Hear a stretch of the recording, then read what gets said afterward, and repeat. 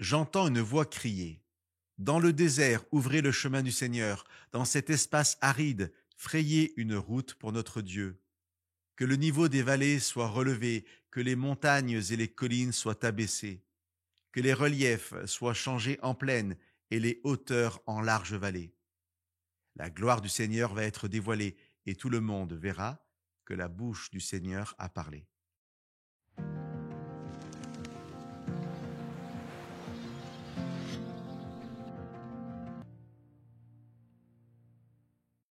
Un siècle avant que cela ne se produise, le prophète Ésaïe annonce par ces paroles que le peuple qui sera déporté à Babylone reviendra par le désert de cet exil jusqu'à Jérusalem.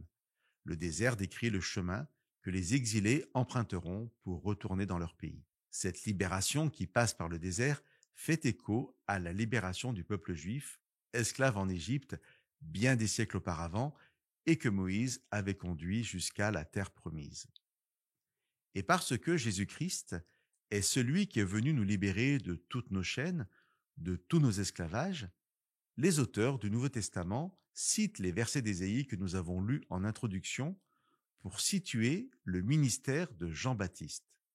Ils le présentent comme le dernier prophète annonçant la venue du Christ, de Jésus, notre libérateur. Je vous lis le début du chapitre 3 de l'évangile de Matthieu. En ce jour-là parut Jean le Baptiste qui se met à proclamer dans le désert de Judée. Changez radicalement, car le règne des cieux s'est approché. C'est de lui qu'il a été dit par l'entremise du prophète Ésaïe. C'est celui qui crie dans le désert, préparez le chemin du Seigneur, rendez droit ses sentiers. Quel privilège pour nous qui vivons, alors que Jésus est déjà venu vivre sur cette terre parmi les hommes et les femmes. Alors que pour notre libération, il a traversé le désert de la souffrance et de la mort, alors que victorieux de tout mal, Jésus nous invite à entrer avec lui dans le pays promis. Chers amis, par Jésus, la gloire du Seigneur a été dévoilée.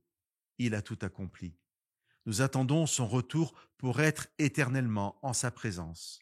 Mais dès aujourd'hui, nous pouvons être libres grâce à lui. Faisons nôtres ces paroles. Le royaume de Dieu est au milieu de vous. J'ai vaincu le monde. Tout pouvoir m'a été donné. Je suis avec vous tous les jours jusqu'à la fin du monde. Que nous soyons bénis par ces paroles de Jésus-Christ.